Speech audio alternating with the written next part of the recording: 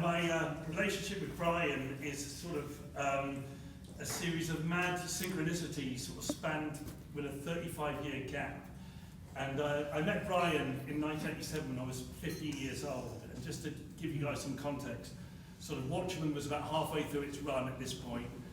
And I suppose 2000 AD was sort of like, Halo Jones book 3, that kind of thing. I suppose I was a huge Nemesis fan, and Bryan was my favourite artist. I didn't know anything about Luther Arkwright. And this was in Plymouth. I was, and I was going to a sort of comic shop in Plymouth, really sort of buying 2000 AD, just getting sort of turned on to kind of anything sort of 2000 AD related, such as Watchmen. And they organised a comic convention, and Bryan was to be the sort of the star guest, along with a guy called Fox, who did Red Fox, and And they asked me if I would be Bryan's steward, which was such a big deal because they knew that Bryan was my favourite artist, and I was this very sort of awkward, I suppose, weird, awkward 15-year-old. And I met Bryan that morning, and he was dressed kind of like he is now.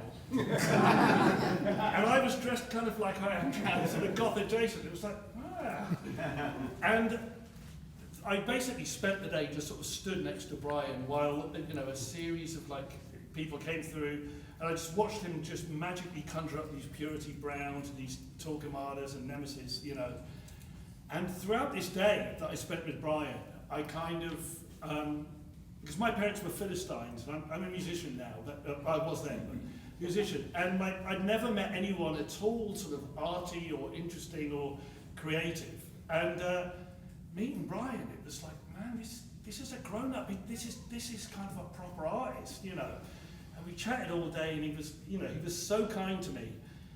I ended up buying a page of Nemesis, and got the first book of Luther Arkwright, which was like the A4 sort of thing. It was just before book 2 came out.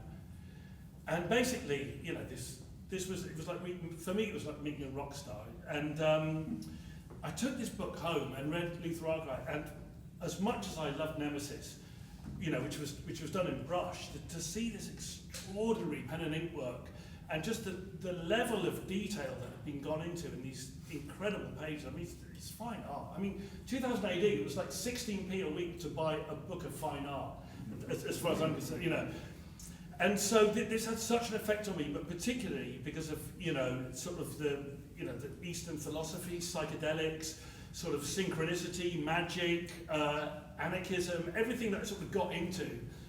Luther Arkwright was my gateway to this, sort of more than music.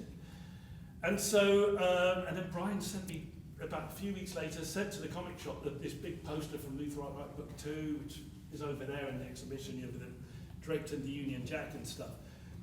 So this day really, really stayed with me, and I kept up with Bryan's work. I kept up with Luther Arkwright and One Bad Rat and Alice in Sunderland and Granville stuff, whatever. And then I sort of formed a few years ago a friendship with the snooker player Steve Davis, and we now, of all people, is he boring? He's not at all. No, he is a total head, hidden in plain sight. But that's another story. And I've turned him on to comics recently, and he and I DJ together, and we make music together. And this was deemed interesting enough that a publisher, and talking about the mad synchronicities, a publisher called White Rabbit approached us, which was also Mary and Bryan's head shop back in the early 70s, right? A publisher called White Rabbit approached us and said, look, will you write a story will you write your memoirs about your life? Because it seemed pretty weird, this sort of psychedelic rock musician and snooker player having a band together and stuff. And so writing this story of my life, I wrote a sort of chapter about Bryan and meeting Bryan, because it had such a pivotal effect on me. And after we'd written the book and it been sort of approved and what have you, I managed to get in touch with Bryan via the people who run his Instagram account. I said, I don't know if you remember me. I was this annoying kid at 15, and he was so kind to me, sort of. And he got back in touch with me. He said, oh yeah, I think I remember you. And also, check this out. And sent this scan that he had done of Steve Davis in 1982. And it was like, well, these kind of mad synchronicities are no longer a surprise to me as a result of reading Luther Arkwright. And it turned out that Bryan, a sort of jobbing artist, had got this job doing the strip for Q World magazine in the early 80s.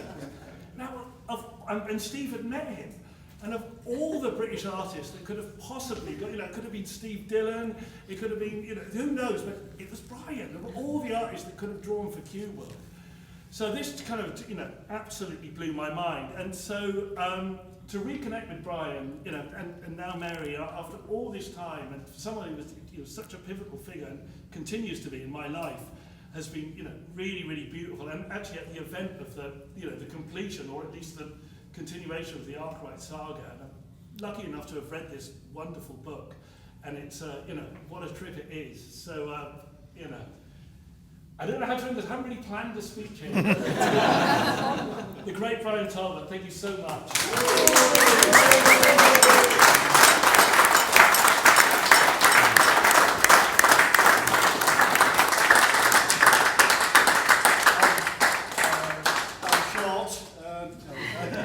You were much taller than me back then.